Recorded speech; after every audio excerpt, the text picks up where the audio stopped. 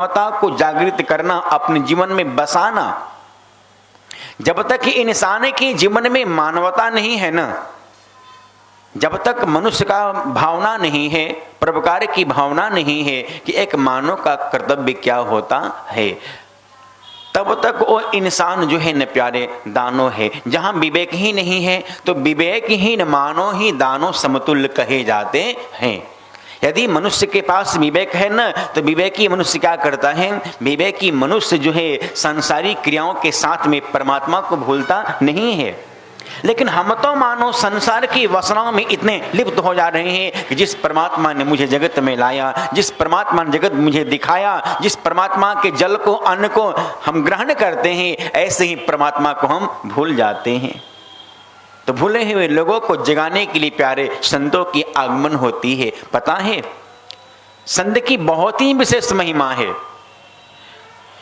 जो हमें सत्य के मार्ग पर लेकर के चले, लोगों के जीवन में सन्मार्ग का व्यवस्था करे, सन्मार्ग जागृत करे और सन्मार्ग के प्रति चलने के लिए प्यारे शिक्षा दे और धर्म के राहों पर आगे बढ़ने का भाव रखे।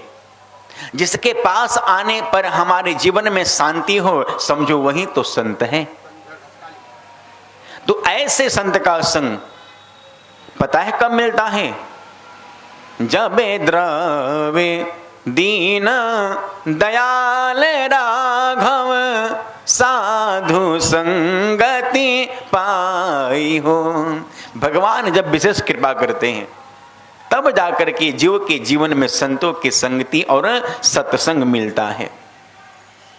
जिन संतों के संग में बैठने से हमारे जीवन की विकृतियां भी सुकृति में बदल जाती है, प्रकृति भी प्यारे संस्कृति में आ जाती है। गौर करना, ऐसे प्रभु का सुंदर रसपान हम करने बैठे, तो आइए इस प्रभु का 2 मिनट हरि नाम सुमिरन, क्योंकि जीवन और जिह्वा दोनों को पवित्रता इसी के माध्यम से होगा। इसके बाद हरि इच्छा। गोविंद जय जय गोपाल जय जय, गोविंद जय जय, गोविंद जय जय गोपाल जय जय, राधा रमण हरि गोपाल जय जय, राधा रमण हरि गोपाल जय जय, राम जी की जय जय, लखन जी की जय जय, राम जी की जय जय, लखन जी की जय जय, राम जी की जय जय, लखन जी की जय जय, राम जी की जय जय, लखन जी की जय जय, राम जी की जय जय, लखन जी की जय जय, राम जी की जय जय, लखन जी की जय जय, भरत शत्रुघ्न चारों भाइयों की जय जय, भरत शत्रुघ्न चारों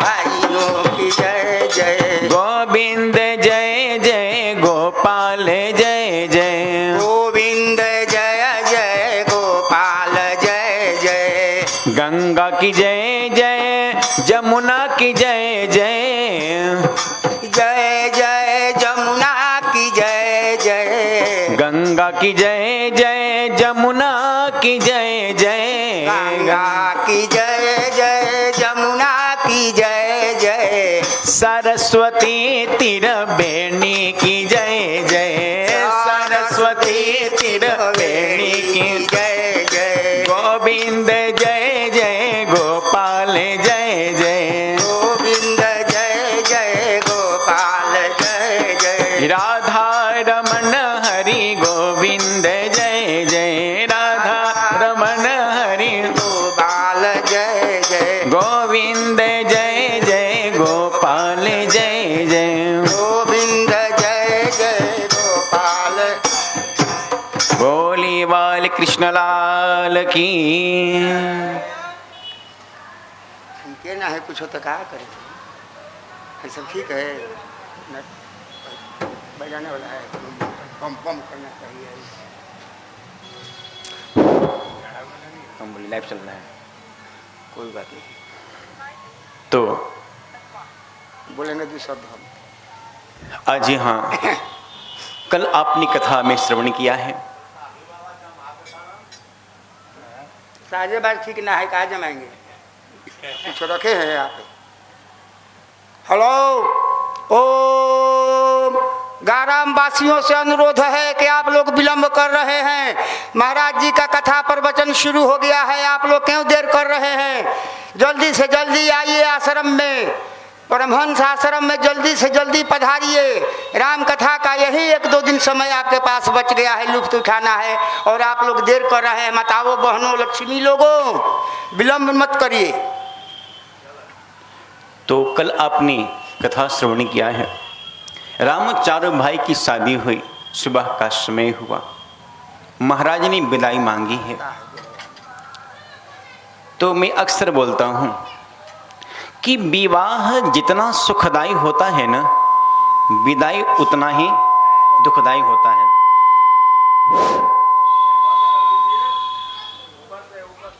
यार, विदाई उतना ही दुखदायी होता है। जनक महाराज ने सुना, जनक जी का हृदय रोने लगा। कौन ऐसा बाप है प्यारे जो अपनी बेटी की विदाई करे और उसकी आंख से आंसू न आए? बेटा मर जाए, शायद बाप की आंख में आंसू न आए, ऐसा सुना जाता है। लेकिन इस संसार में ऐसा कोई बाप नहीं जो अपनी बेटी को पालकी में बैठाए और उसकी आंख से आंसू न आए, क्योंकि बेटी ऐसी ही पात्र है। बाप के घर में जितना दिन रहती है ना, माँ से कहीं ज्यादा ख्याल अपने बाप की करती है। लहलहाती धूप से जब बाप घर में आएंगे ना, तो बेटा नहीं पर बेटी दौड़ करके आएगी। बेटा तो बाप को देखते घर से बाहर निकल जाएगा।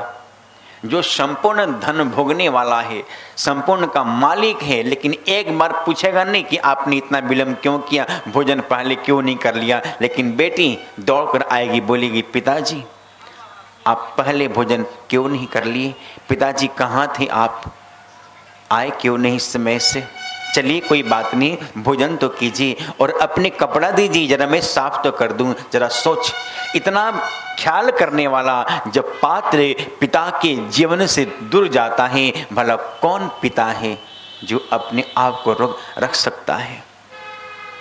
जनक सही हरदम बेटी के धर्म आपन हरदम निभावलू, बेटी के धर्म आपन हरदम निभावलू।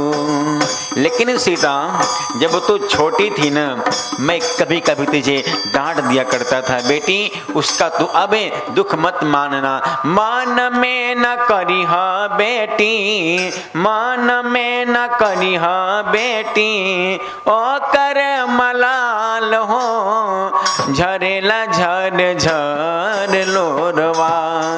बेटी राखेली हलू कुलवा के लाज हो झरेला झर झर लोरवा। बेटी राखेली हलू कुलवा के लाज हो झरेला झर झर लोरवा। अर्थात बेटी तो कुल की मर्दा रखना, क्योंकि सासों को सल्ला बड़ी गंगा के समनवा, ससुर आवधेस जिनके जानला जहनवा। पति तोहर बाड़न बेटी, पति तोहर बाड़न बेटी, शेर भगवान हो झरेला झर झर लो। संस्कार दें, संपत्ति की जगह पर यदि आप संस्कार देकर के विदा करेंगे ना, तो वो बेटी झोपड़ी में भी महल का सुख भोगेगी, और बगौर संस्कार जाएगी न प्यारे तो महल में भी झोपड़ी का कष्ट होगा। गौर करना। इसी से संस्कार हर अपनी बेटा बेटी को माता पिता को देना चाहिए। संस्कार से बढ़कर कुछ भी नहीं है प्यारे। जहां संस्कार है वहां सब कुछ है। आज यहां जो है प्यारे सज्जनों, सीता महारानी से कहते हैं, हे सीता, आप चारों बहनें सासु ससुर गुरु सेवा करे हूँ, पति लखी रुख आय सुअनु सरे हूँ। होई हूँ संतत पियहि पियारी, चिरु अहिवात असीस हमारी। क्यों कि एक ही धर्म एक व्रत नेमा, काये बचन मन पति पद प्रेमा। नारी का एक ही धर्म है, पति परमेश्वराय नमः, पति को परमेश्वर समझना। इस प्रकार का बोध देकर के इन्होंने जो प्यारे विदा की। आज दान के सभी सामान को वाहन में रखे हैं, सभी सामान को रखे। पालकी में चारों बहनें बैठी हैं। तोता मैना करुणा क्रंद करने लगे, फड़फड़ाने लगे कि जहां सीता वहां हम भी जाएंगे। आज पिंजरा मंगा करके जनक महाराज ने तोता मैना को भी वाहन में बैठा दिया। जब तक पालकी दिखाई पड़ता रहा तब तक माता पिता सजल नेत्रों से बेटी का दर्शन पाते रहे। और आप विचार कर, जिस घर से बेटी विदा होती है तो बेटी को विदा करने के बाद जब माँ बाप घर के अंदर आते हैं ना, पता है कैसा लगता है, जैसे काल कोठरी काल आकर के घर में बास ले लिया हो। बेटी की हर एक व्यवस्था को, हर एक कपड़ा को, सामग्री को देख करके माँ का हृदय रुदन करने लगता है, पिताजी रोने लगते हैं। सज्जनों, आज यहां जो है इसके बाद राम चारों भाई जो हैं, राम चारों भाई का प्यारे यहां आगमन होता है। जनक महाराज ने अनेक प्रकार के सेवा किए कि राम करहूं कहीं भांति प्रशंसा, मुनि महेश मन मानस हंसा, करहि जोग जोगी जहि लागी, क्रोह मोध ममता सब त्यागी, मन समेत जहि जानन बानी, तरकि न सकहि विषय अनुगामी। हे प्रभु, वेद भी आपको नहीं जान पाया, सो आप मेरे नैनों के विषय बने हुए हैं। आपको पाने के लिए ऋषियों को ध्यान लगाना पड़ता है, साधना करना पड़ता है, लेकिन फिर भी आप उन्हें नहीं मिलते हैं। सो सहज ही आप मुझे मिले हैं। हे परमात्मा, मेरी सेवाओं के माध्यम से कुछ कमी हो आप क्षमा करना। ऐसा जनक महाराज ने अपनी भाव व्यक्त किया। राम जी ने सबको संतोष दिलाया, संतुष्ट किया। और अब यहाँ जो महाराज हैं बरात को लेकर के सीधे चल करके अयोध्या में आगमन करते हैं। चार पाल के राजभवन में आए हैं। सासुओं ने चारों बहुओं की प्यारे प्रचन की है। सोने के थाल में चरण रखाए ही गुरु वशिष्ठ का आगमन हुआ। संध्या के समय प्रभु की कथाएं हुई और पुनः महाराज दशरथ कहते हैं कि कौशल्या ये चारों बहुएं अपनी बेटी हैं, इन्हें बेटी समान आदर करना। अभी ये नई नहीं है, इनको समझा बुझा करके समय समय से भोजन मेवा मिष्ठान दिया करना, इन लोगों की देख रेख करना। आज यह प्यारे सभी रजनी जाग रही है, उत्सव आनंद हो रहे हैं। और अब ज्यों ही संध्या का समय हुआ तो महाराज कहते हैं आप सब ऐसा करो, चारों बहुओं को भोजन करा करके अब इन्हें विश्राम कराओ। आज प्रथम रात्रि विश्राम करने के लिए चारों बहुएं चारों भाई जा रहे हैं। जैसे राम जी अपने कक्ष में गए हैं, माँ कौशल्या जाकर के राम से कहती है कि हे राम, मैं एक बात कहूँ, मारगे जात भयावन भारी, मारगे जात भयावन भारी, कहीं विधि तात ताड़े का मारी। तूने घना घोर जंगल में ताड़का का वध कैसे कर दिया, जंगल को तूने पार कैसे किया, तूने सुबाहु मर्ज को पराजय कैसे किया, सुबाहु को सेना के साथ वध किया, मर्ज को लंका विदा कर दिया। सौजन आखिर ऐसा कैसे हुआ? धीरे धीरे गंभीर महाराज परशुराम अपनी बलवृता को समाप्त कर तुम्हारे जय जयकार कर अपने लोक को गए। आखिर एक कैसे हुआ? ये मनुष्य न कर पाए ऐसी शक्ति राम जी कहते हैं बस ये मुनिवर विश्वामित्र की कृपा जो कि ये सब हुआ माँ और आपका आशीष रहा। आज यहाँ जो है सज्जनों इस प्रकार जो है चारों जोड़ी विश्राम करने लगे तो माँ कही रहा हो एक बात और सुन जा, तो फिर तुम विश्राम करना।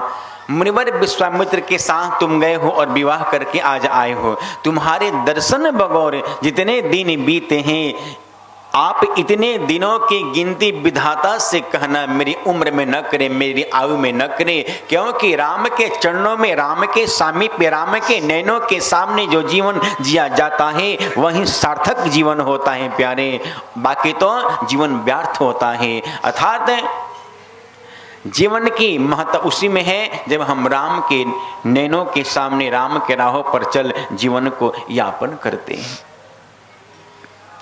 आज यहाँ पुनः सभी लोग विश्राम करते हैं सुबह का समय, और जब से महारानी सीता जी की आगमन हुई है, जब से भगवान विवाह करके आए हैं कि जब तेरा ब्याही घर आए नित नव मंगल मोद बधाए, नित नव मंगल मोद बधाए, भुवन चारी दस भोधर भारी, सुकृत मेघ बर सही बर बारी। जब से भगवान विवाह करके आए हैं सीता माँ के चरणों की प्रताप से अयोध्या में उत्सव आनंद महोत्सव हो रहा है। रिद्धि सिद्धियों के प्यारे, संपत्तियों की इतना बारिश हो गई कि नदी के समान बहने लगी। सारी सुखियां, सारी खुशियां आज अयोध्या के आंगन में प्यारे हिच कर दिया है ना, मचल गई प्यारे। आज इतना सुख हो गया कि सुखों की बरसात गली गली बहने लगा। और आपको पता है ज्यादा सुख भी अच्छा नहीं और ज्यादा दुख भी अच्छा नहीं, ज्यादा धूप भी अच्छा नहीं, ज्यादा छांव भी अच्छा नहीं, क्योंकि मनुष्य के जीवन की पूर्ति धूप और छांव के माध्यम से, सुख और दुख के माध्यम से, स्त्रीलिंग पुल्लिंग के माध्यम से और उदय अस्त के माध्यम से, हानि लाभ के माध्यम से, जन्म मरण के माध्यम से। आज इतना सुख हो गया कि मानो ब्रह्मा की अब इतना ही ख्याति बची। सारी खुशियां आज अयोध्या में आगमन कर गया। और प्यारे इतना सुख हो गया, इतना सुख हो गया कि सुखों की बादल आकाश में छा गए। तो जरा गौर कर, यदि हर समय बादल छाए रहेंगे ना तो हम जीव को अच्छा लगने वाला नहीं है, क्योंकि भगवान सूर्य निकलेंगे ही नहीं तो जीना मुश्किल हो जाएगा। पता क्या बोलेंगे, हे भगवान सूर्य कब दिखाई आप पड़िएगा।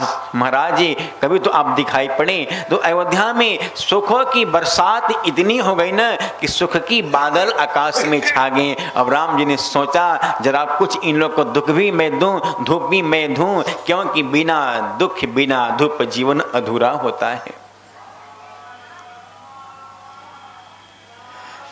आप एक चीज विचार कीजिए कि इतना सुख के बाद भी लोगों के जीवन में इच्छा उत्पन्न हो गया। और इच्छा क्या है? इच्छा ही हमें मानव को दुख देता है। इच्छा ही हम मानव को दुख देता है, क्योंकि इच्छाएं अनंत होती है। इच्छा एक दो नहीं होती है कि नहीं? यदि इंसान इच्छा से मुक्त हो गया तो सुखी हो गया, यदि इच्छा में बंधा रहा तो दुखी हो गया। तो सुख और दुख का ये पता है बोध कहां से आता है? सुख और दुख का बोध ये मन ही कराता है। ये मन ही हम मानव को, क्योंकि मन के अनुकूल, ये जो मन की अनुकूल व्यवस्था है ना यही सुख है, और मन की प्रतिकूल यानी मन की विपरीत व्यवस्था ही दुख है। सुख और दुख का बोध ये मन कराता है। ये मन ही हम मानव को संसार की बंधनों में बांधता है, या ये मन ही हम मानव को संसार की बंधनों से मुक्त करता है। इसी से ऋषि मुनि अपने मन को समझाते हैं। नहीं तो प्यारे ये मन की इच्छा पूर्ण होने वाला नहीं है, कामनाएं पूर्ण होने वाली नहीं है। तो सूरदास जी महाराज और अन्य ऋषि मुनि अपने मन को समझाते हैं कि रे मन मूर्ख जन्म गवायो, कि करी अभिमान विषय रस जियो, साम शरण नहीं पायो, रे मन मूर्ख जन्म गवायो, रे मन मूर्ख जन्म गवायो।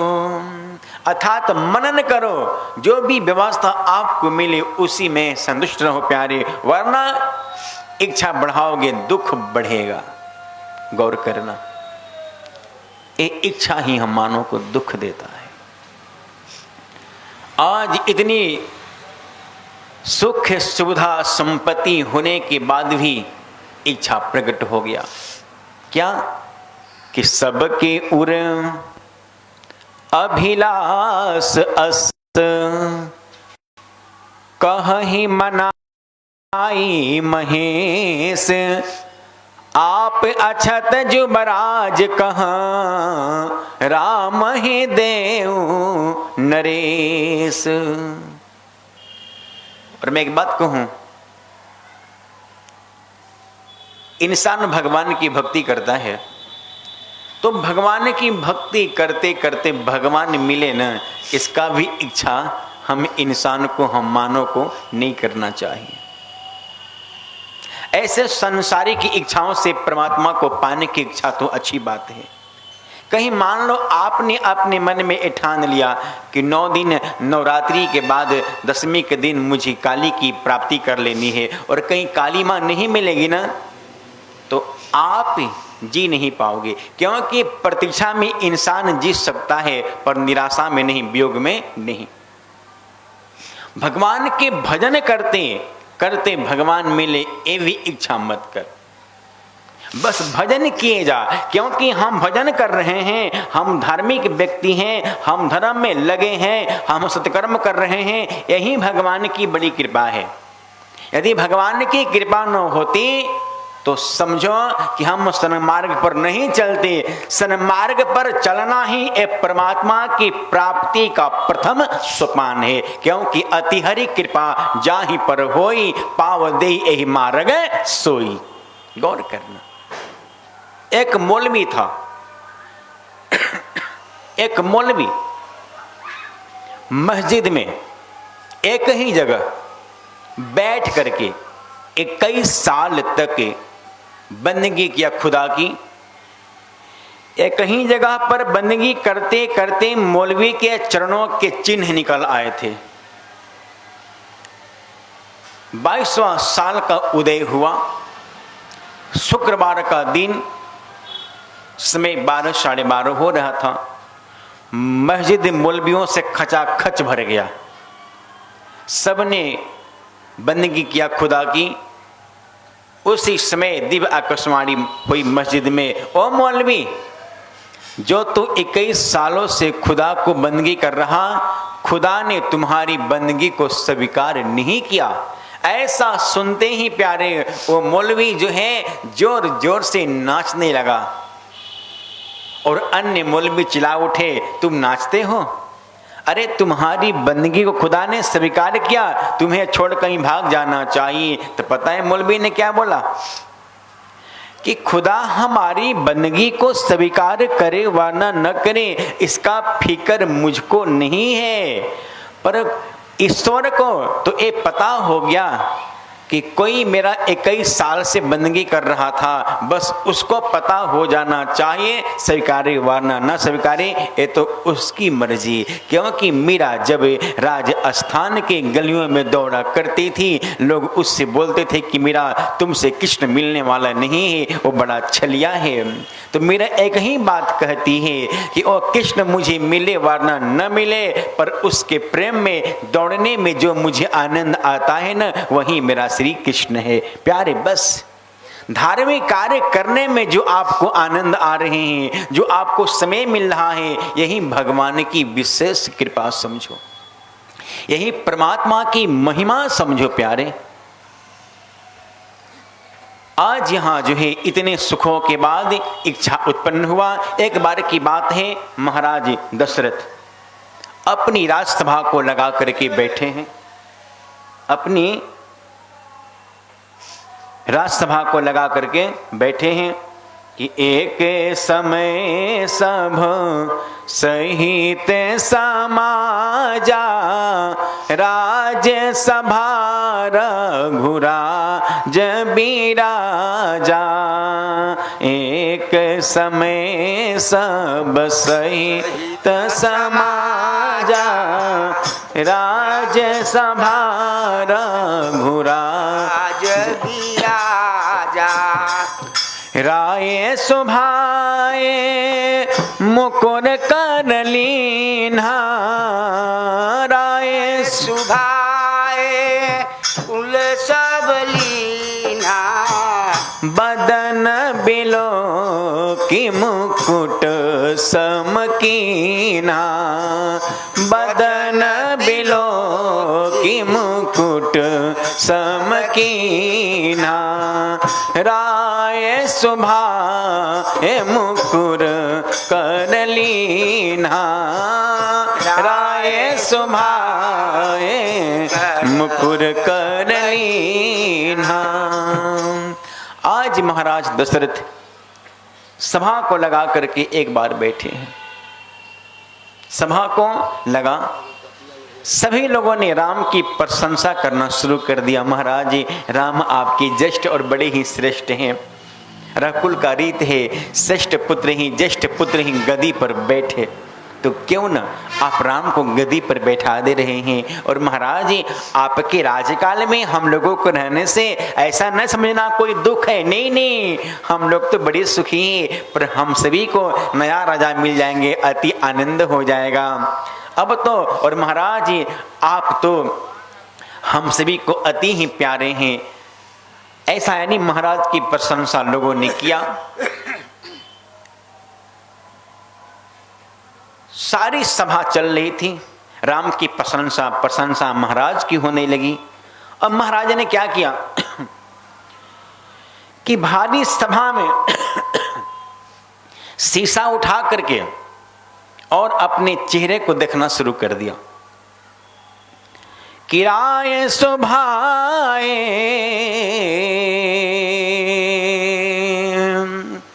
राय सुभाए मुकुर कर लीन्हा, बदन बिलो की मुकुट सम कीन्हा। राय सुभाए मुकुर कर लीन्हा, बदन बिलो की मुकुट सम कीन्हा। अब जरा सोची, दशरथ ऐसा सम्राट ने क्या किया कि भरी सभा को रोक करके और शीशा उठा चेहरा देखना शुरू किया। क्या यह न्याय लग रहा है? क्या अच्छी लग रही है आपको? बताइए, ये अच्छी बात नहीं है। क्यों नहीं है? मैं कथा कहने बैठा हूं और कथा की धारा को रोक करके लेकर शीशा देखूं मैं अपना चेहरा, जरा सोच आप मेरे बारे में क्या सोचोगे, है कि नहीं? तो क्या शीशा में चेहरा देखना बुरी बात है? ना जी, अच्छी बात है। पर पता है कब देखो?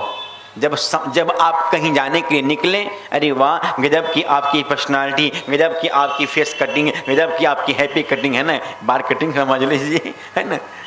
यदि प्रशंसा हर जगह होने लगे ना, तो फिर आपको एक बार विचार करना चाहिए कि इस प्रशंसा के लायक मैं हूं कि नहीं। कहीं प्रशंसा करके कहीं मिठा तो जहर ये लोग मुझे नहीं दे रहे हैं, क्योंकि प्रशंसा दो प्रकार की होती है ना। एक मीठा पॉइजन भी होता है कि नहीं।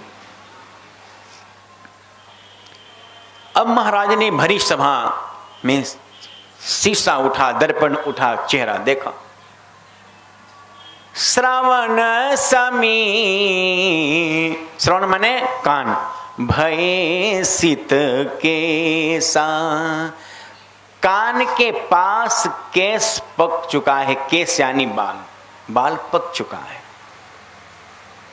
पहले के जमाने में बाल पकने की शुरुआत कान के पास से हुआ करता था, तो ऐसा माना जाता था मेरी वृद्धा अवस्था आ गई, अब हमें संसार की विषयी वासनाओं का परित्याग करें, मुझे परमात्मा की शरणागति स्वीकार करनी चाहिए।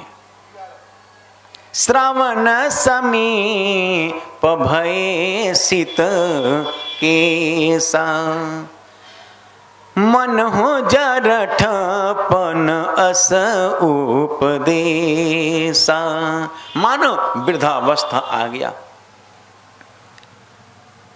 और गौर करना, जब घर में एक बेटा की विवाह हो जाए ना, तो माता पिता को सन्यासी का जीवन जीना चाहिए, बैरागी का जीवन जीना चाहिए। पुनः क्या देखें कि ये जो मुकुट है ना, झुक चुका है। राय सुभाए मुकुर कर लीन्हा, बदन बिलो के मुकुट समय किन्हा।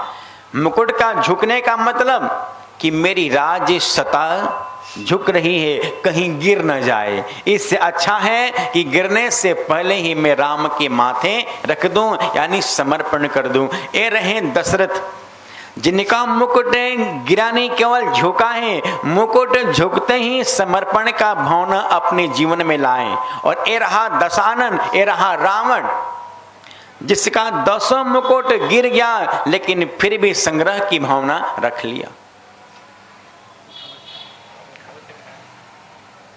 आज महाराज निस्वभाव को छोड़ गुरु वशिष्ठ के पास गए हैं और जाकर के बोले, गुरुवर, सभी लोग मेरे राम और मेरी प्रशंसा करते हैं कि राम आपका पुत्र बहुत ही लायक है, क्या मैं राम को गद्दी पर बैठा दूं? गुरुजी, इसमें आपकी क्या सम्मति है?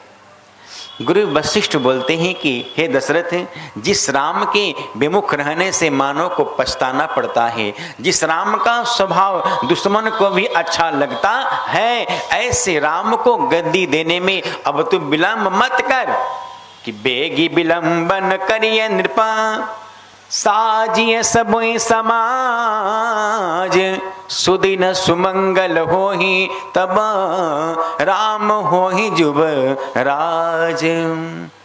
दशरथ, वही घड़ी शुभ होगा जब राम गद्दी पर बैठेंगे। अब तो विलंब मत कर, शीघ्र ही तैयारी कर। अब यहां सोच लीजिए कि हम अपने घर में जब कोई पूजा पाठ रखते हैं ना, तो ब्राह्मण से मुहूर्त दिन दिखवाते हैं, लेकिन इतना बड़ा सता राम को सौंपनी है, लेकिन फिर भी महाराज दशरथ गुरु वशिष्ठ से कोई भी मंगल मुहूर्त, और गुरु वशिष्ठ भी कोई मंगल मुहूर्त की बातें नहीं करते। पता है क्यों? क्योंकि जब कोई वस्तु मुझे अपने पास रखनी हो, अपने लिए लेनी हो, तब जाकर के मुहूर्त दिखाना चाहिए कि ये वस्तु मेरे पास टिकेगा कि नहीं, मुझे सुख देगा कि नहीं। जब किसी को देनी है यानी समर्पण करनी है, तो ये जो समर्पण है ना, समर्पण कभी भी प्यारे समय देख करके होता नहीं है। एक मुहब्बत है और दूसरा समर्पण, क्योंकि मुहब्बत की नहीं जाती, मुहब्बत तो हो ही जाता है कि नहीं? किसका प्रेम कब किससे हो जाए ना, ये कुछ कहा जा सकता नहीं है, और किसके प्यारे जीवन में कब त्याग हो जाए ये भी कुछ कहा जा सकता नहीं, क्योंकि भगवान बुद्ध ने तो रात्रि 12 बजे ही बीवी बाल बच्चों का परित्याग कर दिया था, है कि नहीं? आप इतिहास पढ़ लीजिए। आज यहां जो है गुरुवर, ठीक है मैं जा रहा हूं, मैं तैयारी कर रहा हूं, ठीक है जा। आज यहाँ प्यारे संपूर्ण अयोध्या में राम रज्या जो है राम राज तिलक की तैयारियां जोर शोर से शुरू हो गई। उत्सव महोत्सव जोर शोर से मनने लगे, और यहाँ गुरु वशिष्ठ आकर के राम से कहते हैं कि हे राम, तेरा जो पिताजी है तुम्हें कल गद्दी पर बैठा रहे हैं, तुझे आज ऋषि मुनियों की दिनचर्या को जीना है, तुम्हें आज व्रत रहना है, धरती पर शयन करना है और ब्रह्मचर्य का पालन करना है। राम जी ने जैसे सुना कि मुझे अयोध्या का राजा बनाया जा रहा है, राम जी दोनों हाथ जोड़ गुरु चरणों में शीश को झुका बोल पड़े, गुरुवर आपके समक्ष मुझे कुछ बोलना नहीं चाहिए, पर गुरुवर एक मैं अविवेक करता हूँ कि मेरे इस पवित्र वंश में यह क्या हो रहा है। मेरा तो वंश बहुत ही महान है। विमल बांस यहाँ अनुचित को बंधु बिहाई बड़े ही अभिषेक। समक्ष वंश में एक कार्य पाप के समान हो रहा है कि मेरा छोटा भाई भरत को छोड़ मुझे गदी दी जा रही है। ये कहाँ करी थे गुरुवर? मेरा छोटा भाई भरत ऐसे रहे और मैं गदी पर बैठूं, ये मेरे मन को थोड़ा भी अच्छा लगता नहीं है, क्योंकि हम चारों भाइयों का जन्म एक साथ हुआ है कि जन्म में एक संग सब भाई, जन्म में एक संग सब भाई, भोजन करन केरी लड़िकाई। जन्म संस्कार एक साथ हुए, जनेऊ संस्कार, चूड़ाक्रम संस्कार, विद्या अध्ययन, यहाँ तक कि विवाह भी एक साथ एक ही मंडप में और एक ही घर में हुए। संग संग सब भयं उछाहा, और गदी मुझे अकेला मिले, गदी का सुख में अकेले भोगूं, मेरा भाई भरत ऐसे रह जाए। गौर कर, ये रहा रघुकुल, जिस रघुकुल में प्यारे बड़ा भाई छोटा भाई का ख्याल करता है। यदि हर घर का बड़ा भाई छोटा भाई को ख्याल करना शुरू कर देना तो आज भी हर घर में राम और भरत आ सकते हैं। देने वाला प्यारे, लेने वाला केवल देने की भावना कर दे तो फिर देखो क्या होगा। भाई भाई की समस्या का समाधान अपने आप ही हो जाएगा। लेकिन आज भाई ही भाई का हत्यारा बन चुका है। यदि बड़ा भाई को ये लगे ना कि जो घर का प्रिय वस्तु है, जो प्रॉपर्टी बहुत बढ़िया जमीन है, चल एक छोटे भाई को मैं दे देता हूँ, बस वहीं पर झगड़ा समाप्त हो जाएगा। लेकिन प्यारे वस्तु एक है, लोभ दोनों का है। जब तक दोनों का लोभ रहेगा ना प्यारे, तब तक वहां झगड़ा होगा, टेंशन होगा, है ना, कष्ट होंगे। जब तक त्याग की भावना नहीं आएगी तब तक वहां शांति आने वाला नहीं है। यदि बड़ा भाई त्यागी बन गया, छोटा भाई अपने आप ही जो है शांति असंतुष्टि को प्राप्त हो जाएगा। लेकिन आज जब दो बेटा, एक माँ बाप के दो बेटा बाप के जमीन के लिए कोर्ट में केस करते हैं ना, तो उस समय गीता भागवत और रामायण की सारी ज्ञान अधूरी पड़ जाती है कि हमारे ऋषियों ने रामायण के उत्तरकांड को चंदन करके लेपन तो लगा दिया, लेकिन हम मानवों ने, हम भक्तों ने अपने जीवन के ढंग को बदला नहीं। तो गौर कर, साधु बनना आसान है, लेकिन साधुता लाना ये बड़ा ही कठिन है। जब तक आपके जीवन में प्यारे साधुता नहीं आएगा ना, तब तक ये भेष किसी काम का नहीं है। गौर करना, मानव बनना बहुत आसान है, लेकिन मानवता लाना बहुत ही कठिन है। प्यारे, जिसमें मानवता नहीं, और इंसान जीते जी मरे हुए के समान है। गौर करना, जीवत समस्तो 14 प्राणी ऐसे हैं जो जीते जी मरे हुए के समान हैं। हम मनुष्य के जीवन में प्यारे, जब तक त्याग की भावना नहीं है तब तक ये जीवन अधूरा है। लेकिन आजकल क्या है, बस जो कुछ हो बस मुझे हो, सब कुछ मुझे मिल जाए। घर का बड़ा भाई यही सोचता है ना, सारा संपत्ति मेरा हो जाए। ऐसा मत सोचो, छोटे को भी जरा ख्याल करो ना। जब छोटे का ख्याल करना शुरू कर दोगे ना, तो प्यारे छोटा भी आपको राम समझना शुरू कर देगा। बस बड़ा भाई छोटा भाई को जो है ना स्नेह दे, तो छोटा भाई बड़ा को आदर देना शुरू कर देगा। लेकिन प्यारे, आज तो यहाँ दोनों अपने आप को गेम खेल रहे हैं। जैसे आजकल के चेला और गुरु गेम खेलते हैं ना, ऐसे भाई भाई भी गेम खेल रहे हैं, बाप बेटा भी गेम खेल रहे हैं। क्योंकि गुरु लोभी शीश लालची दोनों खेले दाव, है कि नहीं? और दोनों पड़े बावरी चढ़े पत्थर की नाव, आगे गुरु पीछे चेला, दे नरक में ठेला ठेला। तो यही ना होगा प्यारे। जब तक दो भाइयों में, एक में आदर की भावना, एक में स्नेह की भावना, एक में त्याग की भावना नहीं आएगी ना, तब तक शांति आने वाला नहीं और अशांति जीवन से जाने वाला नहीं है। राम जी कहते हैं, गुरुवर यदि मुझे मिलेगा तो मेरा भाई भरत बहुत ही छोटा हो जाएगा।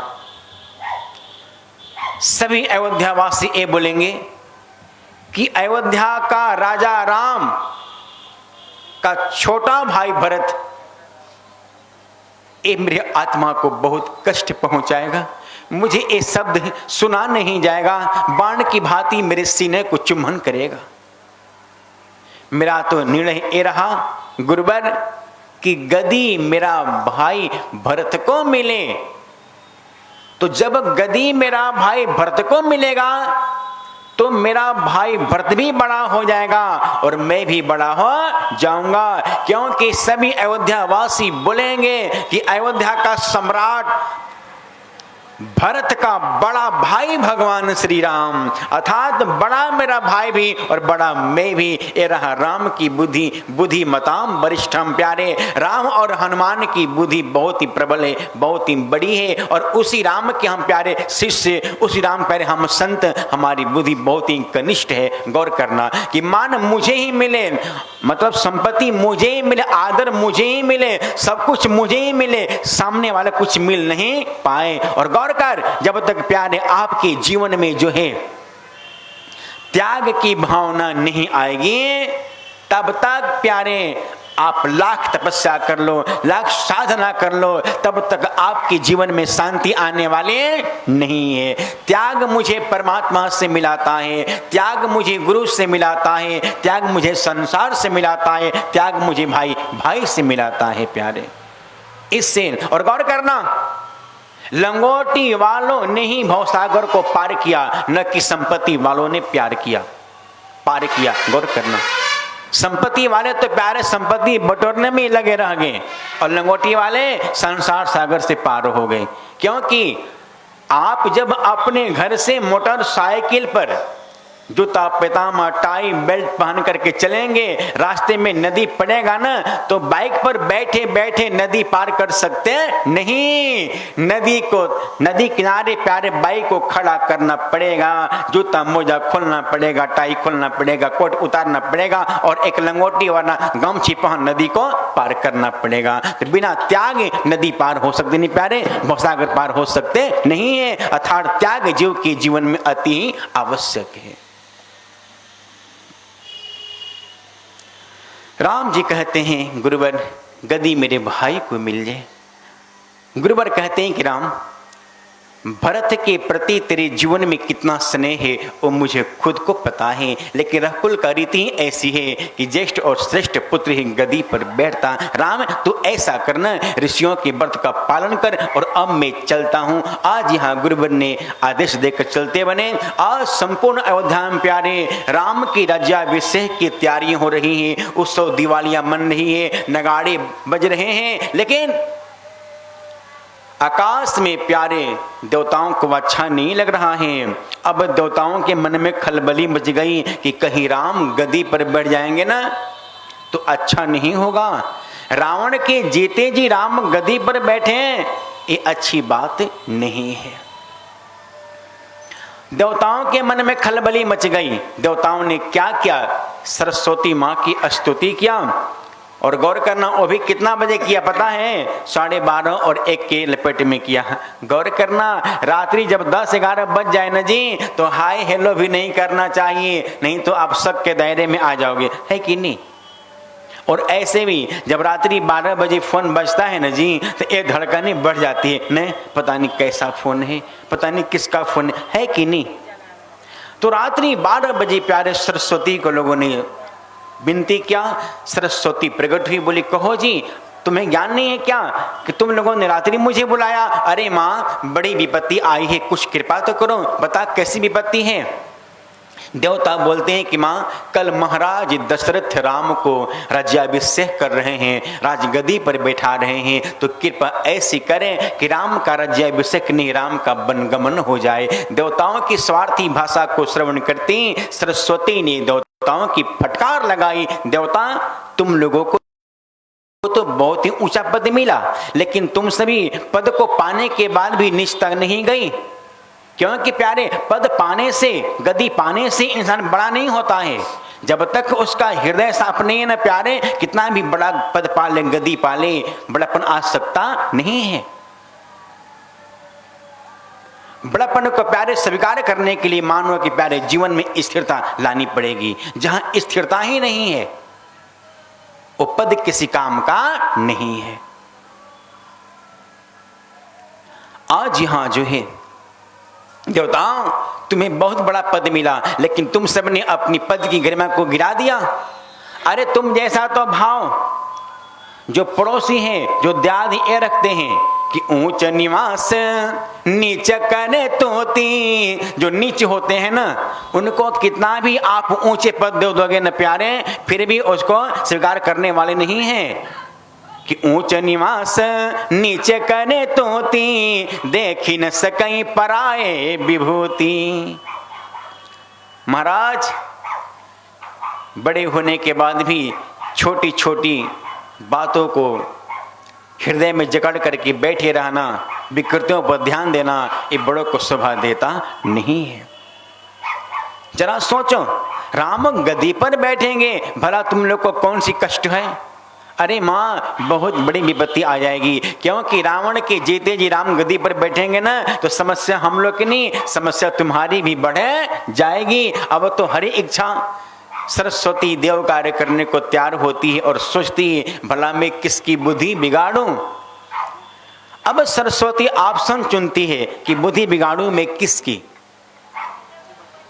एक दो ऑप्शन बड़ा सोचती है, तब इसको ये लगा कि जिसका जन्म अयोध्या में हुआ है, जन्मते ही जिसने सरजू की पानी पी है, सरजू का अन्न खाई है, उसका बुद्धि मैं क्या ब्रह्मा भी बिगाड़ सकते नहीं है, फिर मैं क्या करूं। सरस्वती परेशान हो गई, तब इसे एक ऑप्शन मिल गया, चल चल ये जो मंत्रा है ना ये अयोध्या की नहीं है, ये तो कैकेयी अपने पीहर से यानी अपने मैके से लेकर के आई है, क्यों न मैं इसकी बुद्धि बिगाड़ दूं।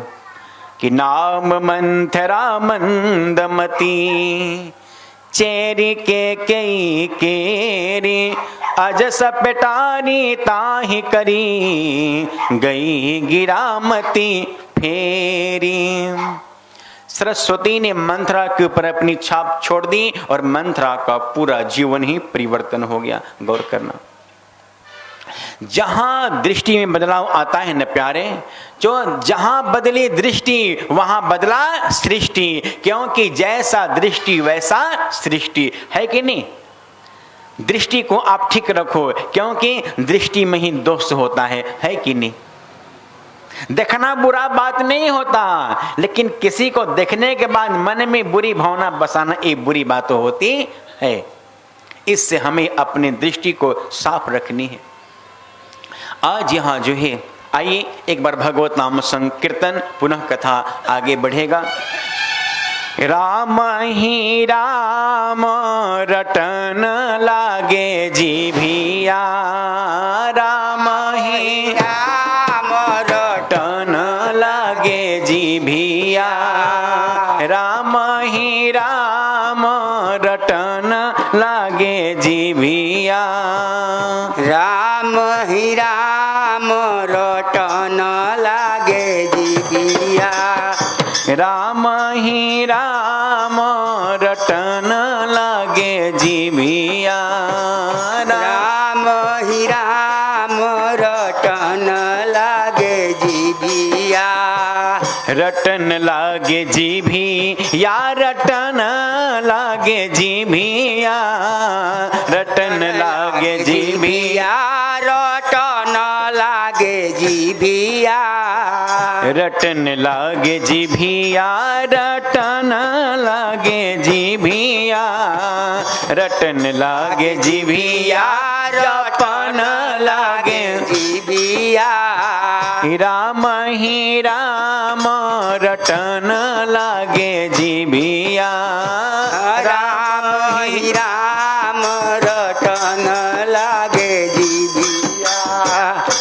अखिया कहेला हम दर्शन करबहु रामा, अखिया कहेला हम दर्शन करबहु रामा।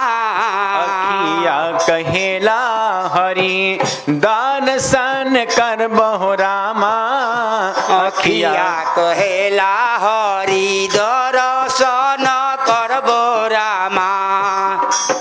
अरे कानवा कहेला हम, कानवा कानवा कहेला हम, कानवा कहेला हम सुनब पुराण रटन लागे जीभिया के, राम ही राम हो रटन लागे जीभिया। राम ही राम रटन लागे जीभिया, राम ही रटन लागे जीभिया। गोड़वा कहेला हम तीरथ करबहु रामा, गोड़वा कहेला हम तीरथ करबो रामा। गोड़वा कहेला हम तीरथ करबहु रामा, गोड़वा कहेला हम तीरथ करबो रामा। हाथवा कहेला कुछ, हाथवा कुछ करब कुछ दान रटन लागे जीभिया के, राम ही राम रटन लागे जीभिया के, राम ही राम हो रटन लागे जीभिया के। सकल सुकृति कर कर फल एहू, सकल सुकृति बाण कर फल केहू। राम सिए पद सहज स्नेहू, राम सिए पद सहज स्नेहू। पाल पाल छीन छीन, पाल पाल छीना पाल पाल छीन छीन, पाल पाल छीना छीना। हरि जी को ध्यान रटन लागे जीभिया के, राम ही राम रटन लागे जीभिया के, राम ही राम हो रटन लागे जीभिया के। राम ही राम रटन लागे जीभिया के। सीताराम राम राम सीताराम राम राम सीता राम राम राम सीताराम राम राम। सीताराम राम राम सीताराम राम राम सीताराम राम राम सीताराम राम राम। बोलिए हनुमान जी महाराज की। बहुत जोर से आप लोग बोलते हैं, कृपया धीरे से आप लोग बोलिए। बोलिए शंकर भगवान की। आज यहाँ जो है सरस्वती ने क्या किया, केकई की दासी मंथरा के ऊपर अपनी छाप छोड़ी। व्यक्ति का जब दृष्टि बदलता है ना, तो पूरा उसका जीवन ही बदल जाता है। जो मंथरा को अयोध्या की आनंद, नगाड़े की आवाज अच्छी लगती, आज वही आवाज मंथरा को मन को परेशान कर रहा। और मंथरा पूछती, कहो सखी, तूने ये सोने की हार कहाँ से मंगाई है? ओहो, और ये बढ़िया साड़ी कढ़ाई वाली तुम्हें किसने दी है? अब तो ऐसे ऐसे मंथरा दासियों से पूछने लगी। और बता, ये सुंदर उत्सव क्यों हो रहे हैं? कि पूछे सी लोगन काह ओछा हो, दासियां बोलती, मंत्रा तुम तो राजभवन की दासी हो, तुम्हें पता नहीं है क्या? अरे ये सब कौशल्या माँ ने दी है। कौशल्या माँ का जो पुत्र राम है ना, वो अयोध्या की गद्दी पर बैठने वाली राजा बनने वाले हैं। क्या राम राजा बनेगा?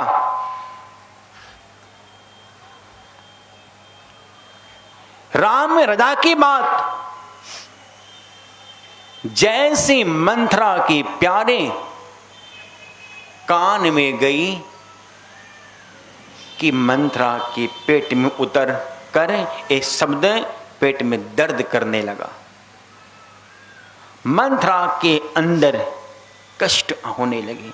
राम ही की गदी की बात तो राम तिलक सुनिभा उरे दाहू, इसका पेट में जलन शुरू हो गया। पूछे सी लोगन काह उछाहू। और मंथरा आक्रोश में आकर के कैकेयी मां के भवन में प्रवेश करती है। कैकेयी के भवन के किवाड़ को पकड़ मंथरा खड़ी हो गई, कुछ बोलती नहीं, मानो मौन व्रत मंथरा ने रख ली हो। कैकेयी मां बोल पड़ी, मंथरा बता, यहां आ, वहां खड़ी क्यों हो गई? बता, मेरा राम तो बढ़िया है ना? अब तो और ही बन गया। मंथरा का अब तो पेट में जलन और होने लगा कि एक क्या, मैं क्या करने आई और यहां क्या हो रहा है? बस मंथरा ने तमक करके बोलती है, देवी जी जितनी प्रेम से राम की कुशलता आप पूछती हो, लो उतना ही प्रेम से आप सुन लो कि राम ही छाड़ी, राम ही छाड़ी कुशल के ही आजू, अजय ही जनेस दे ही जुब राजू।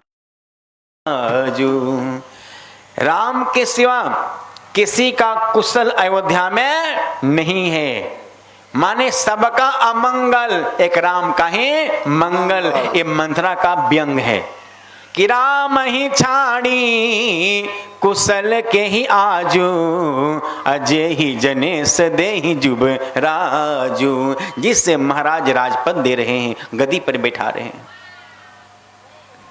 मंथरा के मुख से राम का राज्याभिषेक के समाचार को सुनते ही कैकेयी मां मोर की भांति नाचने लगी, जैसे घटा को देख करके गजना को श्रवण करे मोर लगता है नाचने, वैसी कैकेयी नाचने लगी।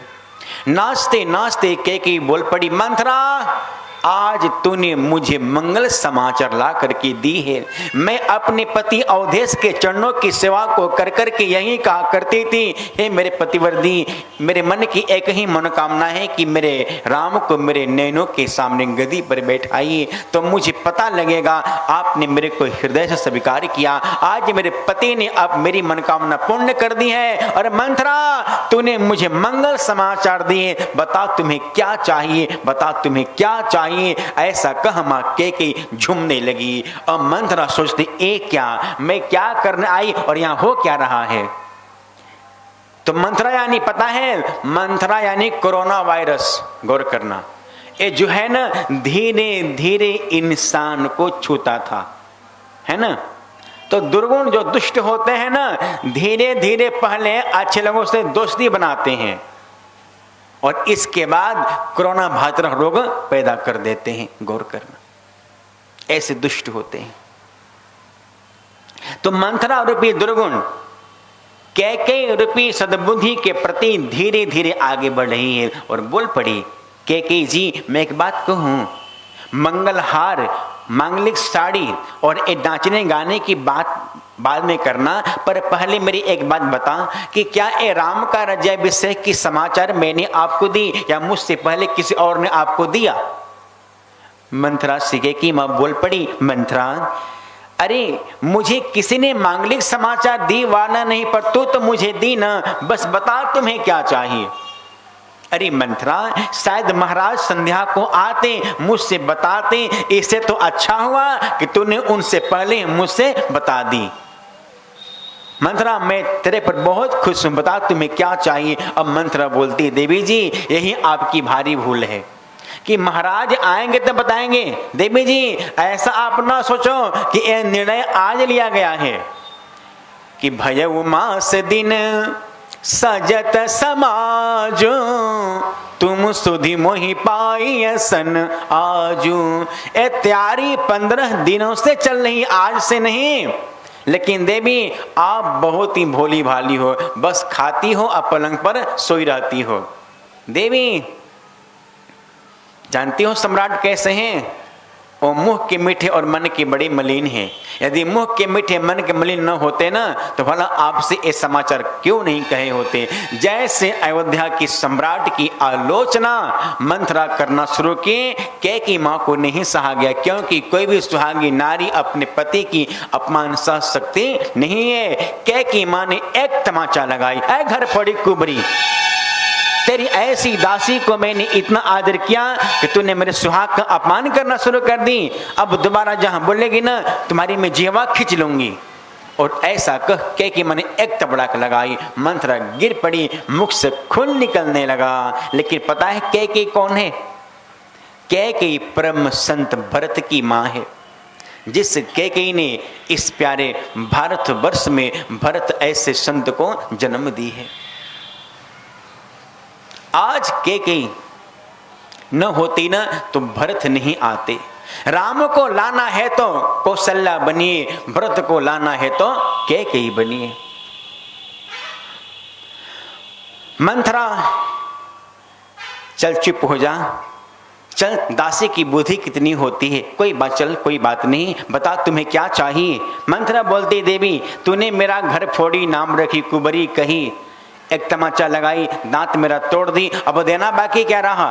देवी मैं तो आपकी दासी, तो दासी का काम होता है, कर्तव्य होता है कि स्वामी की आए हुए दुखों को दूर करना। मैं आपकी रोटी खाई है ना देवी, तो आपका ख्याल रखना मेरा परम धर्म होता है। आप जरा सोचो, आप जरा सोचो देवी कि कल ही राम का राज्याभिषेक है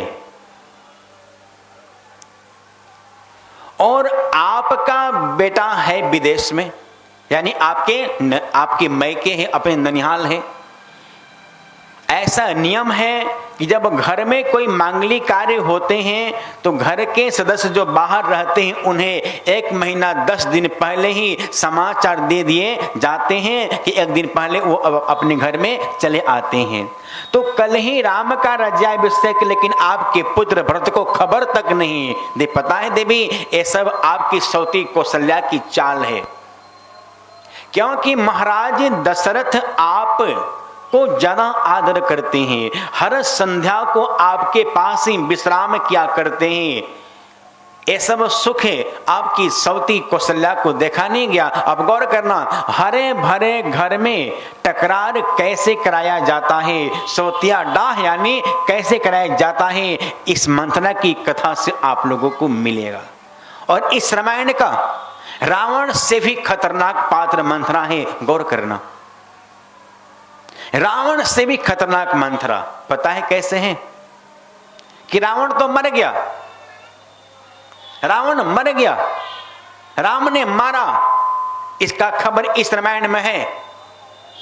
लेकिन मंथरा मरी कि नहीं मरी ना, इसका खबर इस रामायण में नहीं है। इसका मतलब ये मंथरा आज भी है।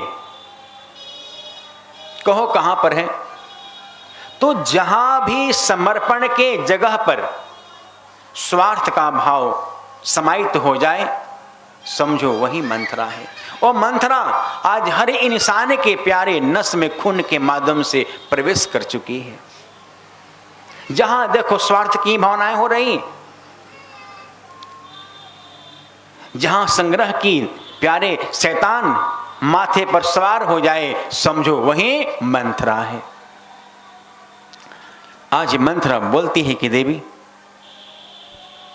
सौती कौशल्या ने आपको सुख छीनने के लिए आपके पुत्र की अनुपस्थिति में राम को गद्दी देने की बात की है, पर कैकेयी मां को नहीं रहा गया। अरे मंथरा तुम्हें बहुत ही पाप लगेगा, मेरी कौशल्या बहन के मन में मेरे प्रति ऐसी भावना आ सकती नहीं।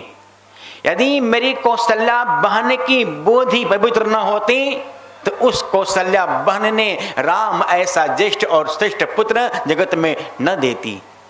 धन्य है मां कैकेयी। आखिर है तो किसकी मां? परम संत की मां है। कितनी गंभीर बुद्धि। लेकिन देखना, परम संत भरत की गंभीर मां की बुद्धि, कैकेयी की बुद्धि भी प्यारे मांथरूपी कुसंग को पाकर के बदल जाएगा। इसी से प्यारे, आप जैसा संग करोगे ना वैसा ही परिवेश आपके जीवन में आएगा। लोग बोलते हैं ना कि बुरे लोगों का संग करने से क्या हुआ, खाने से क्या हुआ, जो मन सो खाओ, सब तो बनाए भगवान नहीं है। अरे प्यारे, बहुत कुछ होता है। जैसा संग करोगे ना वैसा ही आपका भी रंग बदलेगा। गौर करना, जैसा करोगे संग लगेंगे मन पर वैसे रंगे, जैसा पियोगे पानी वैसे बनेंगी बानी, जैसा खाओगे अन्न वैसा होगा तेरा मन। तब तो प्यारे शास्त्र में कहे गए हैं, अतः संगः परित्याज्यो दुष्टानाम सर्वदेवहि। जिस दुष्ट का, जिस छोटे लोगों का, प्यारे व्यक्तियों का, जिनका प्यारे न आहार बढ़िया है, न विचार बढ़िया है, न रहन सहन बढ़िया है, न खान पान बढ़िया है, और उनका हम संग करेंगे तो हमारा क्या होगा? हम कितना भी अच्छे क्यों न हो प्यारे, काजल की कोठरी में कैसे हूं स्याना जाए, तनिका पे काजल लगी हो, पे लगी हो प्यारे, दुर्गुण आना ही आना है। गौर करना, भीष्म पितामह ने प्यारे दुष्ट की अन्न खाई तो कुल की बधू का लोकला जा रहा, लेकिन कुछ बोल नहीं पाया। प्यारे, अन्न में इतना बड़ा शक्ति होता है, इसे सबका अन्न भी ग्रहण करना नहीं चाहिए। लेकिन हम तो पता है क्या बोलते हैं, मन चंगा तो कठौती में गंगा, खाने से क्या हुआ? अरे नहीं, खाने से बहुत कुछ होता है। तपस्या करना आसान हो सकता है, लेकिन मन को पवित्र करना आसान होता नहीं है। क्योंकि पराशर मुनि का मन बिगड़ गया है कि नहीं, बता जरा। पराशर मुनि की तपस्या में और शक्ति रहा कि तपस्या के बल पर इन्होंने आकाश को बादल से ढक दिया, लेकिन अपने मन को बस में नहीं कर पाया। मुनिवर विश्वामित्र का आप इतिहास पढ़ लो, तपस्या करने के बाद भी ये मेनका पीछे पागल हो गए। इनकी बात छोड़, रकुल का गुरु वशिष्ठ की बात आप सुनो। प्यारे, जैसा संग करोगे ना वैसा आपका रोग लगेगा, कन्फर्म है कि लगेगा। गुरु वशिष्ठ एक बार ब्रह्म सभा लगा करके बैठे थे कि ब्रह्मा मुरारी त्रिपुरांतकारी भानु शशि भूम सुतो बुधश्च गुरुश्च शुक्र शनि राहु केतवे सर्वे ग्रह शांति करा भवन्तु। सभी 9 ग्रह भी प्यारे यहाँ आकर के बैठे। मुनिवर विश्वामित्र भी आए हैं, जनक जी महाराज, अष्टावक्र जी आए, सभी लोगों की आगमन हुई। और जो इंद्र है ना वो भी आकर के बैठा। तो इंद्र के साथ में उसकी अप्सरा उर्वशी, जो एक उर्वशी है ना बहुत सुंदर है, उर्वशी भी आकर के बैठ गई। जैसे उर्वशी गुरु वशिष्ठ के पास आकर के बैठी न प्यारे, तो गुरु वशिष्ठ ऐसे ज्ञानी पंडित का मन भी बस में रह नहीं पाया। क्योंकि नारी का जो तन है ना अग्नि के समान है और पुरुष का तन घी से भरे हुए घड़े के समान है। जब अग्नि पास आए तो घी पिघले। अब तो जैसे उर्वशी को देखा गुरु वशिष्ठ, इनकी आकर्षण हुआ और इनको नहीं रहा गया, इनकी मणि स्खलित हो गई। जिन मणियों को ऋषियों ने क्या किया, मिट्टी के घड़े में रोक करके धरती में दबा दिया और 9 मास के बाद सुंदर सुकोमल पुत्र की प्राप्ति हुआ, जिसका नाम कुंभज अर्थात अगस्त मुनि रखा गया। तो कहने का मतलब प्यारे, हम मन की बातें कर रहे थे, तो हमें अपने मन को चंगा कह सकते हैं, लेकिन करने में न प्यारे हजारों हजार वर्ष तपस्या करना पड़ेगा। अच्छा आप जरा सोच, ये हमें जीव का चंचल मन क्या एकाग्र होता है? निर्मल की बात छोड़ो ना जी, एक एकाग्र होता है क्या? एक चंचल मन जल्द एकाग्र भी होता नहीं है। और ध्यान देना, यदि एकाग्र भी होता है ना, एक तो 24 घंटे में चंचल मन जल्द एकाग्र होता नहीं, और एकाग्र भी होता है तो मात्र तीन बार, 3 समय। कहो कौन को? चंचल मन 24 घंटों में मात्र 3 बार एकाग्र होता है, और वो भी संसार की 3 बुराइयों के बस में ही एकाग्र होता है। कहो एक कौन बुराइयां हैं? तो काम ही नारी प्यारी जिमी, लोभी ही प्रिय जिमीदाम। जब कामी संसार की वासना में लिप्त, आओ देखा ना ताओ, मन एकाग्र हो गया। इसका परिणाम क्या होगा कुछ पता नहीं। और क्रोधी जब क्रोध करेगा ना, इसका परिणाम क्या होगा कुछ पता नहीं। और लोभी जो पैसा गिनेगा ना, तो इसका चंचल मन वहां बिल्कुल शांत हो जाएगा। तो ये मन प्यारे एकाग्र भी यदि होता है तो संसार की 3 बुराइयों की बस में ही एकाग्र होता है। गौर करना। तो भला निर्मल कैसे हो जाएगा, मन चंगा कैसे हो जाएगा? ये तो कहा गया है जब तुम बार बार सत्संग करोगे, माला भजोगे, व्रत रखोगे, तब जाकर के तेरे अंदर में सुकृति एनर्जी आएगी। और जहां सब कुछ खाओ, राम कृपा करेंगे प्यारे, नहीं, इस पर कंट्रोल रखो, है ना। क्योंकि परमात्मा श्री कृष्ण कहते हैं कि सब कुछ खाने वाला इंसान भजन नहीं कर सकता है। अति मत खा, अति खाया हुआ इंसान तपस्या नहीं कर सकता है। जिन्हें भी अपने इस प्यारे जीवन को बचाना है, उन्हें गीता का कुछ बातों को ध्यान रखना होगा। अति मत चलो, अति मत बोलो, अति मत सो, अति मत खा, अति मत घूमो, है ना। लेकिन हमारी प्यारे अभ्यास ऐसी है ना, हमारा ऐसा संस्कार हो गया ना कि माता पिता भी अपने बच्चों को ही बस खाली पेट भर जाए इसी का शिक्षा देते हैं कि मातु पिता बालकन बोला वहीं, अरे उदर भरई सोई जतन सिखा वहीं, है कि नहीं। कि हांडी ऐसा पेट भर जाए बस अदने काम करेंगे बटे न जी। अरे नहीं नहीं, ज्यादा खाओगे न प्यारे चर्बी बढ़ेगा, लेकिन शक्ति बढ़ने वाला नहीं है। तप करने से, कम बोलने से शक्ति बढ़ता है।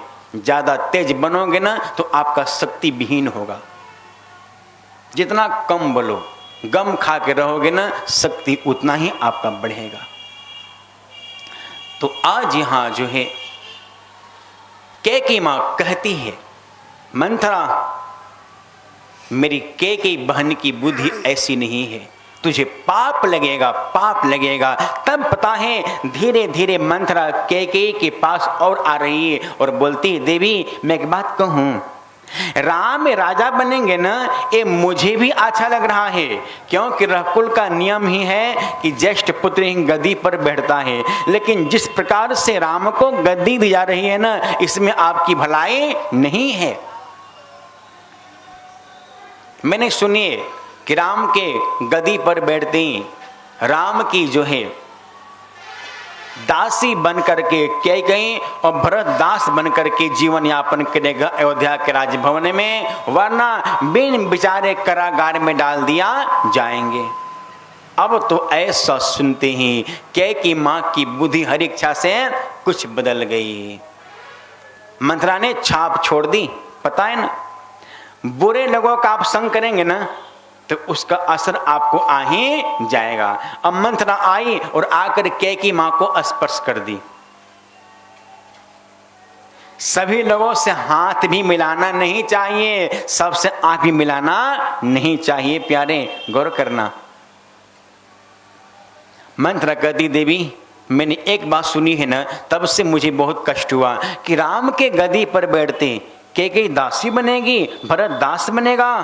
अब जैसे कैकेयी मां ने सुनी ना तो कैकेयी मां भी बोल पड़ी, मंथरा एक कभी हो सकता नहीं, मैं दासी बनूंगी, क्या मेरा बेटा दास बनेगा? नहीं मंथरा, ऐसा नहीं हो सकता है। मैं मैके जा करके चौका बासन कर अपने भाई के यहाँ जीवन यापन कर लेगी कि नैहर जन्म रह बबरू भाई, अरे जियतन करब सवती सेवकाई। हरे भरे घर में सवतिया डाह मंत्रा ने लगा ही दी है कि नहीं। तो मंत्रा ऐसी प्यारी देवियों से सावधान हो जाना, इनमें बहुत बड़ा शक्ति होता है, बहुत बड़ी शक्ति होती है। क्या कि माने जैसे बोले मंत्रा तूने मुझ पर बड़ी उपकार की, यदि तू न होती ना तो मेरा सारा जिंदगी बर्बाद हो गया होता मंत्रा। अब मुझे समझ आता नहीं कि कौशल्या को मैं तो अपनी बड़ी बहन मानती थी, उस कौशल्या के जीवन में मेरे प्रति ऐसा कुमति भला कैसे आ गया। तब मंत्रा बोल पड़ी, देवी तुम जानती नहीं हो, कमल जब तक जल में रहता है तभी तक भगवान सूर्य उसे खिलाते हैं, लेकिन वहीं कमल जब जल से अलग होता है ना तो वहीं भगवान सूर्य अपने ताप से उसे जला देते हैं, राख कर डालते हैं। जब तक आपसे उनका स्वार्थ था तब तक ही सही, अब गद्दी पर बैठने के बाद राम को आपसे कोई स्वार्थ नहीं। देवी इसी से आपको दासी बना कर रखने का बात रखी गई थी। देवी चलो कोई बात नहीं, अभी बाजी आपके हाथ में है। अरे मंत्रा वो कैसी बाजी, मैं कुछ समझ नहीं पा रही है, कुछ तो मुझे बता। क्या कि मंत्रा बोलती है कि देवी आप जानती हो ना कि देवासुर संग्राम में जब आप गई थी ना तो महाराज का जो रथ है उसके चक्का निकलने वाला था, अपन डाल कर के उंगली विजय दिलाई थी। देवी अभी वो वरदान आपके पास है, बस मांग लो उनसे, वो आपके हाथों में है, वो स्वतः आपको देंगे। अरे मंत्रा वरदान में मैं क्या मांगूं ये भी समझ आता नहीं है, बिल्कुल समझ नहीं आएगा। गौर करना, दुष्टों का संग करने के बाद अपनी बुद्धि बिल्कुल खाली हो जाती है, दुष्टों से पूछना पड़ता है, बता अब मैं क्या करूं, बता अब मैं क्या करूं, है कि नहीं। तो प्यारे आन के इशारे पर जो चलता है ना वो अपना इज्जत मान सम्मान दोनों खो देता है। इससे अपनी बुद्धि से व्यक्ति को चलना चाहिए, तो वही व्यक्ति सफल और सार्थक होता है। मंत्रा कहती है देवी सुनो, संध्या के समय महाराज आएंगे, आपको मनाएंगे, आप मानना मत। और जब कहेंगे देवी आप कुछ मांगो, आपके मन की भावना मैंने किया है, तो आप दो चीज मांगना, सुत ही राज राम ही बनवासु, देहु लेहु किन सवती खुलासु।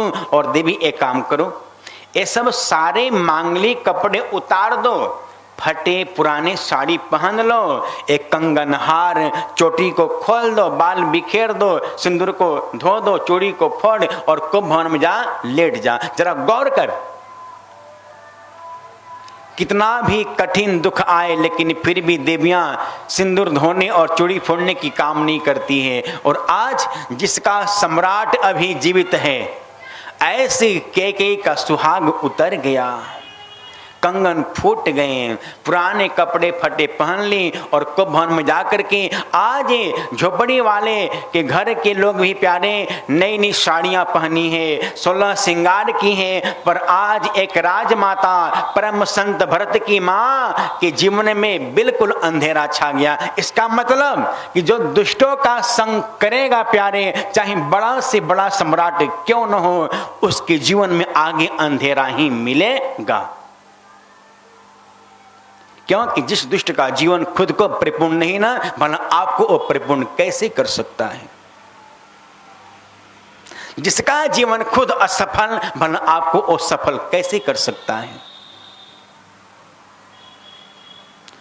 आज कैकेयी कुंभ भवन में आई है, बिन बिछाने धरती पर लेटी, अंधेरा छाया हुआ है। गौर कर प्यारे, दुष्टों का संग करोगे तो अंधेरा ही मिलेगा, राम का संग करोगे तो प्रकाश मिलेगा। क्योंकि परम प्रकाश प्रकाशक रामु, राम साक्षात प्रकाश का स्वरूप है, दुष्ट अंधेरा का स्वरूप होते हैं। क्योंकि चोर को, दुष्ट को चांदनी रातें अच्छी लगती नहीं है।